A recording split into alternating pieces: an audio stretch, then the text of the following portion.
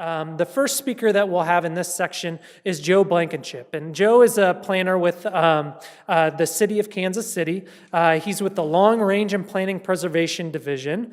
And he's worked for the city for almost 3 years now and focuses primarily on long-range community planning and engagement efforts related to active transportation. And he's also involved in the management of the recent bike master plan. So Joe's going to talk to us about some of the policy level things that he's dealing with. Please welcome Joe. Thank you.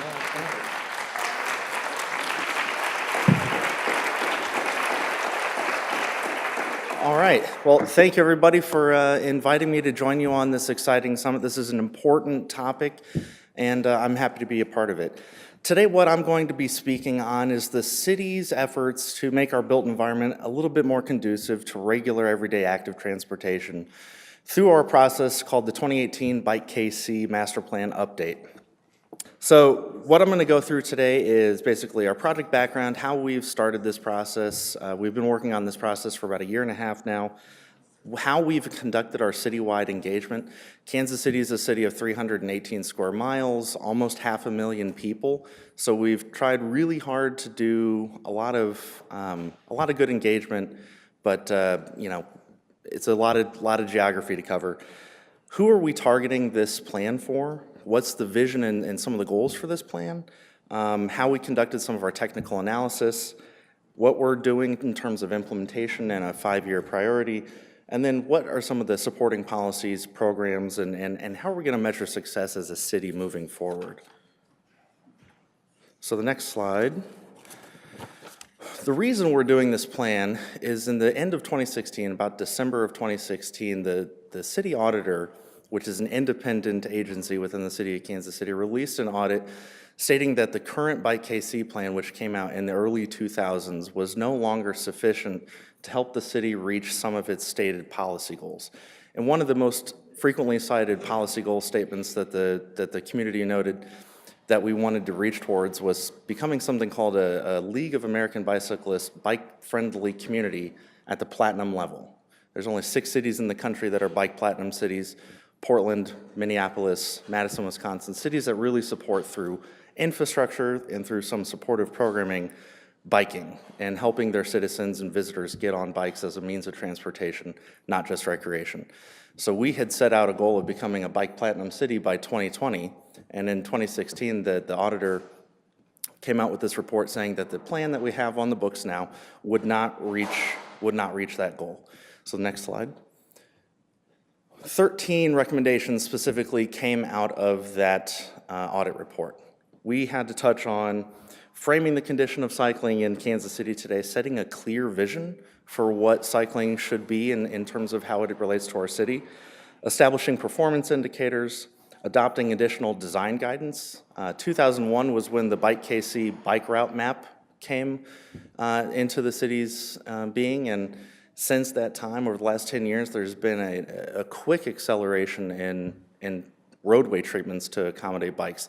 So coming up with new designs for bikeways, coming up with a transportation plan and a recreational plan, coming up with recommendations that support the average cyclist, and a few other things that I won't mention specifically, but basically, how do we make Kansas City a cycling community? And these 13 things were things that we have to touch on in this process.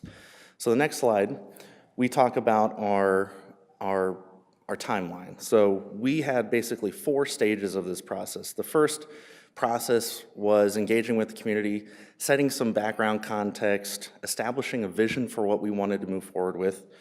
And then we spent a lot of time over the last summer doing systems analysis, so taking roadway condition assessments and the information like roadways, speed limits, and average daily traffic volumes, and correlating that to our new network. Then we worked with our steering committee, which was comprised of institutional representation, community organizations, technical agencies, and we set some priorities and some implementation ideas. And now we're in that 4th stage where we're trying to finalize the plan document in terms of its content, and then begin a final push to engage with the public on what our plan says and how we're going to move forward as a city with this policy document. So the next slide kind of shows who we are. This is just an illustrative representation of who we have engaged with throughout this process.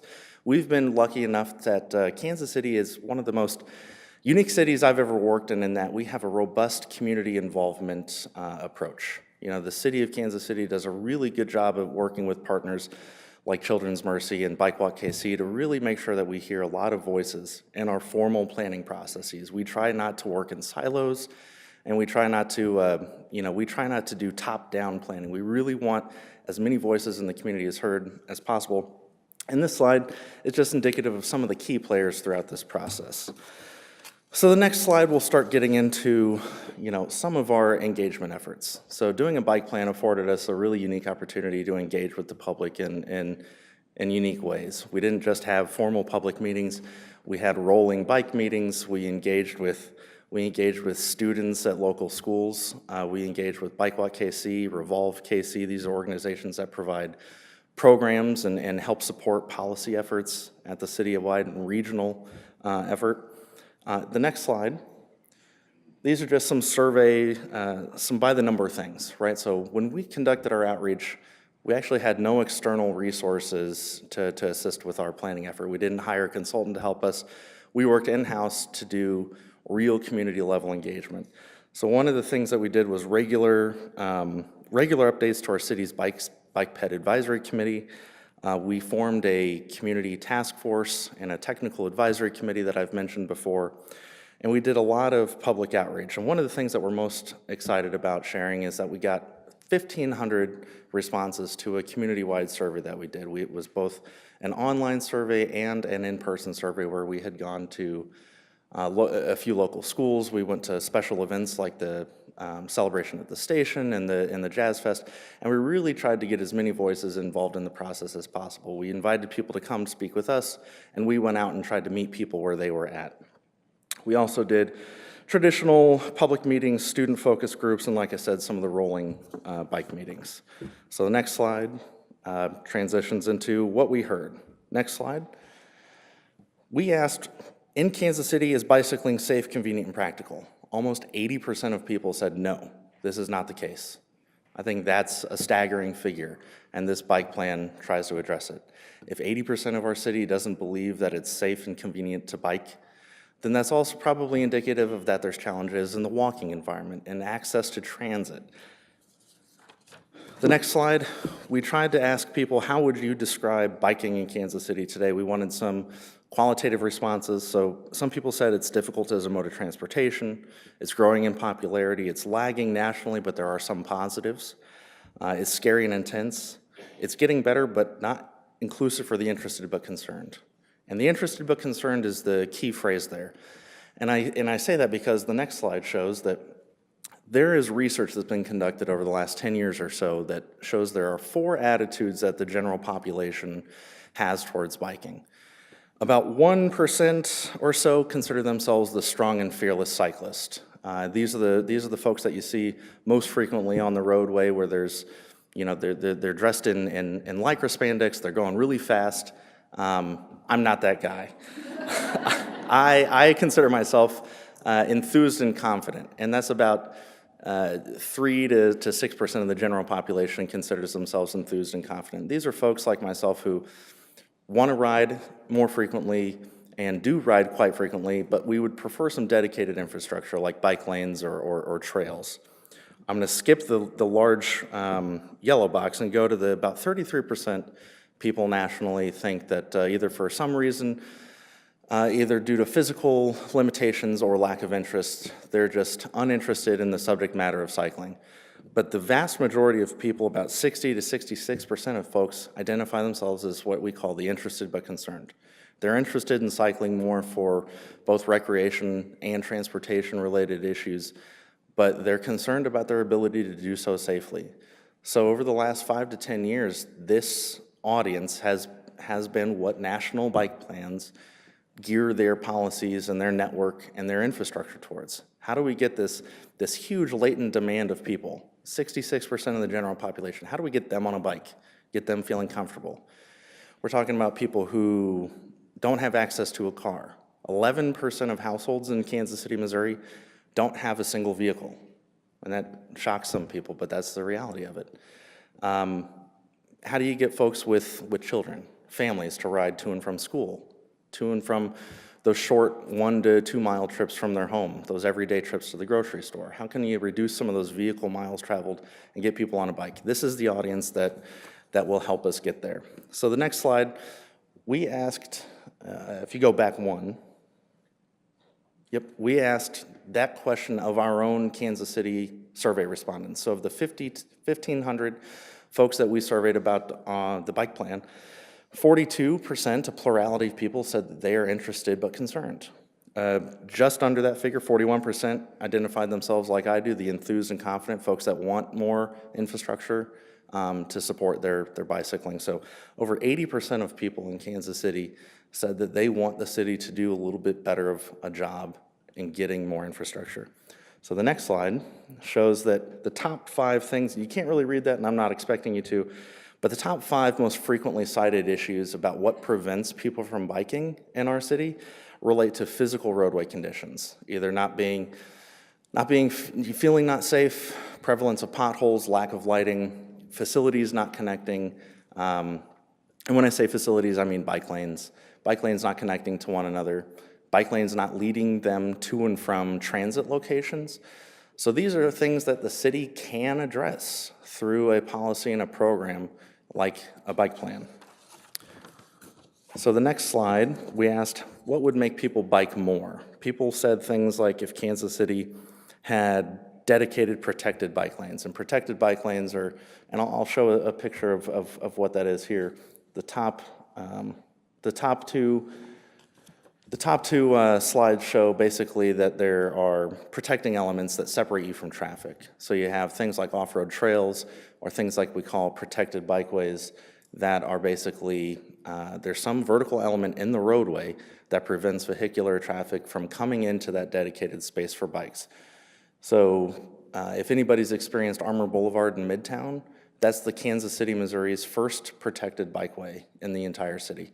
The vertical element separating vehicular traffic from bicycle traffic are parked cars. The concept of a parking protected bike lane came out in 2009 in New York City on 9th Avenue, and it has become a commonplace treatment and a very low-cost treatment to implement high-quality infrastructure that's going to attract more riders. So we spent time in our public meetings in the last spring and into this fall, talking about the different types of facilities, educating the general public on what we mean when we say different types of bike facilities, and then asking them their preference. So what would make the public feel safe on these certain types of infrastructure? And that's what that dot exercise represents there. The next slide, you see the responses here. So 35% of the general public that attended our meeting said they would prefer protected bike lanes. 24% they wanted shared use trails, and 21% said they wanted buffered bike lanes. And buffered bike lanes are those painted bike lanes that you see coming up more frequently in the city. If you've been down into the crossroads, you've seen Grand, you've seen 20th Street, over by Swope Park on Gregory, that's a buffered bike lane. There's no vertical element separating traffic, but there is more space between yourself and traffic. So what this showed us was that people really wanted to have that separation from traffic, because the default up until about a year ago in the city was to just paint a single line and call it a bike lane. We want more space. So the next slide shows, we asked people where specifically they wanted to see improvements, and we gave them some maps and some diagrams to work with, and we basically had them draw on physical maps, or we had an online wiki map. So we tried to make it an interactive thing.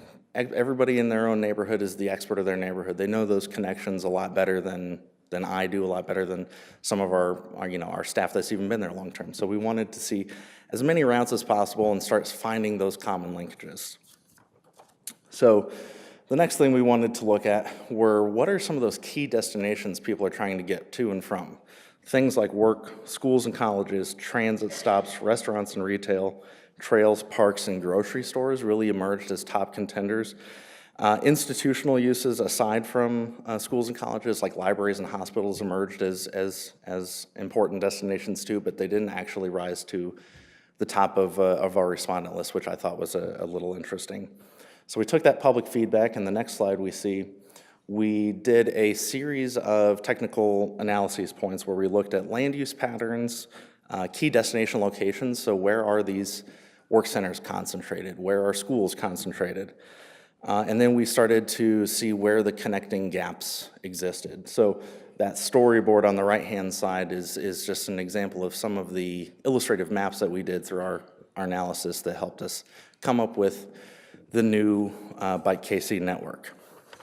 So the next thing that we did, in addition to looking at those key gaps, was look at what are some other things that we did to help refine the network. So we've done previous planning efforts over the last 10 years called area plans.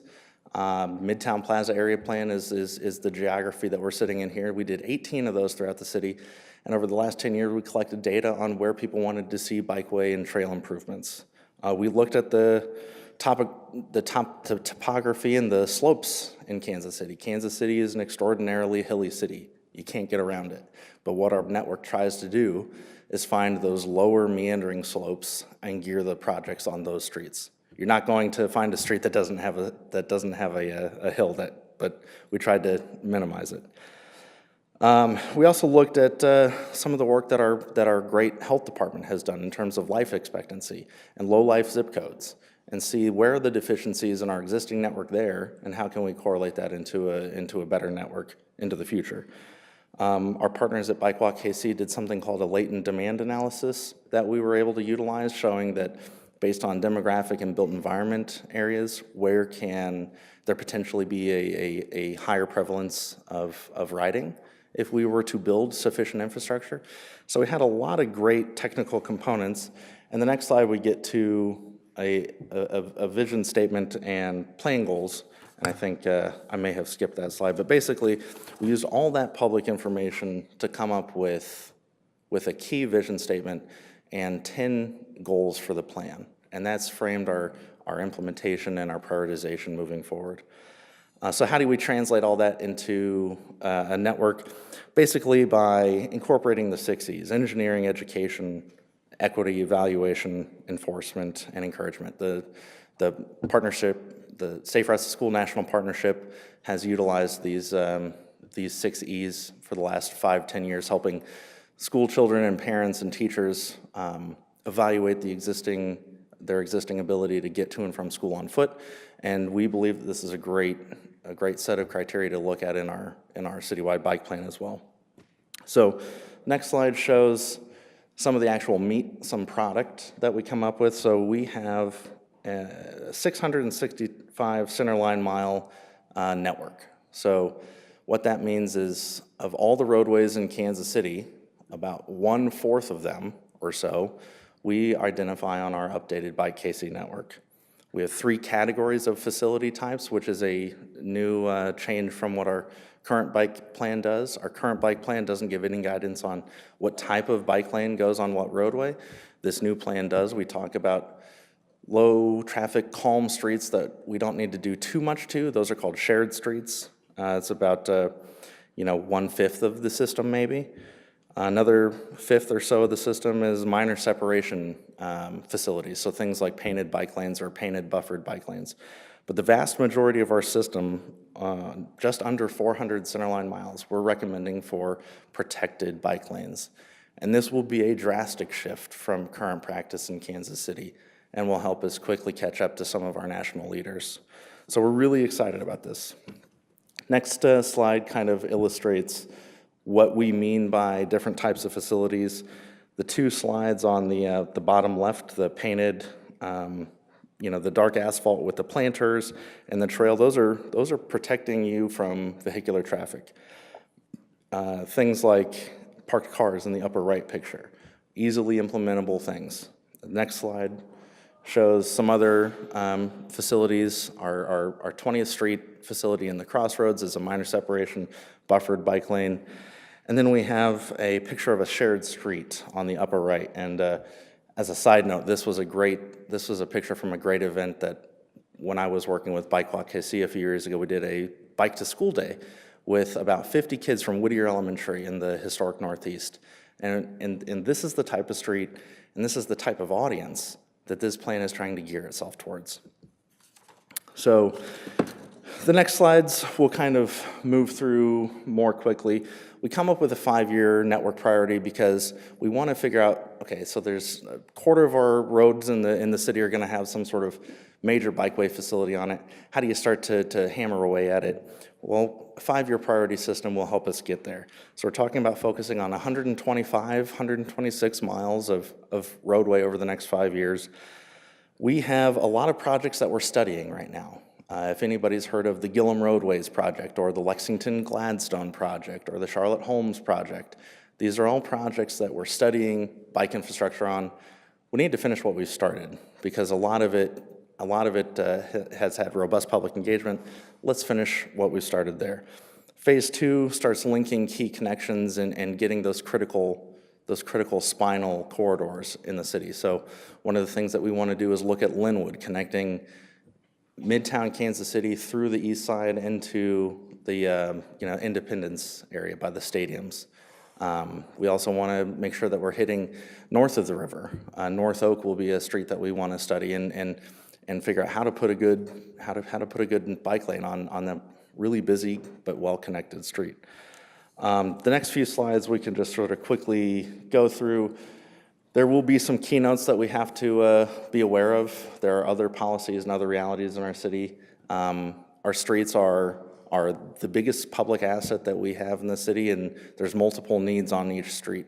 So some streets will have to have transit priority. Some streets will have to have pedestrian priority. Some streets will still have to have vehicular priority. So just because it's on the bike plan doesn't necessarily mean the facility is going to be easily built. Another thing that we have that's special here is our beloved Parkway and Boulevard system, which is actually on the National Register of Historic Places.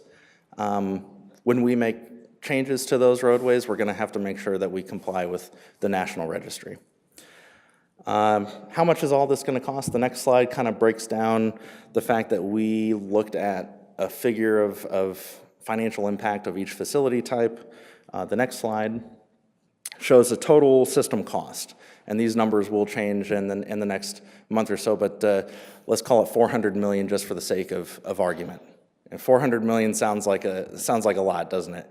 But look at it in the context of other transportation networks. There's a few things that I often like to compare it to. The Johnson County Gateway project, which connected 435 and I-35 and K-10, one interchange cost over $600 million. The streetcar costs about $50 million a mile. The new airport will be well over $1 billion, so an entire bike network at $400 million is quite a steal. We also, in the next slide, we address how we're going to implement this plan through just some, staffing issues and roles and responsibilities. And then finally, the next couple slides talk about what are some of the programs and how are we going to fund this transportation network. So we look at existing mechanisms like capitalizing on a general obligation bond package that passed last year in terms of capital projects, the citywide public improvement sales tax passed again with some provisions for complete street elements, so improving bikes, sidewalks, transit components, and then looking at new partners, so public-private partnerships. So how can we partner with our foundations and our institutions and our corporate leaders in Kansas City to help build some of this infrastructure? Because Kansas City, again, it's a big city. We're financially constrained like most other municipalities across the country. We're going to need some help.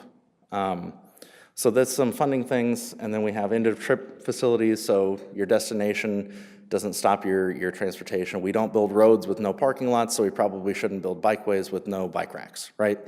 So things like how do you support the cyclist when they're off the road but at their destination? We also talk about encouragement programs and working with organizations like Bike Walk KC to help Safe Routes to School education continue, and bicycle lessons and safety training programs, which are some of the best in the country, are operated by Bike Walk KC. How do we support that program and influence where those programs take place? We also want to work with our partners at the Kansas City Area Transportation Authority and the Kansas City Police Department on how do you operate large vehicles on the roadway with these new roadway configurations? And how do you work with the police department on safely and adequately enforcing rules of the road, not just for cyclists, but for motorists as well? So those are some of the things that the plan will touch on. You know, really excited to move forward, and you can flip to the last slide where you have my contact information. If you have any thoughts on biking in Kansas City, we're still listening. This plan is not finalized. I want to hear from you. There's still time to get involved. Our website, kcmo.gov/KC Bike Plan, is where we have all our materials that I've discussed today that we engaged with the public with over the last year. We have all those materials online available for viewing. And as we post our public meeting notices for the final bike plan in the coming months, help us spread the word. We want as many people knowing that this is happening as possible and continuing to give us feedback. So with that, I thank you for your ear and look forward to the discussion afterwards.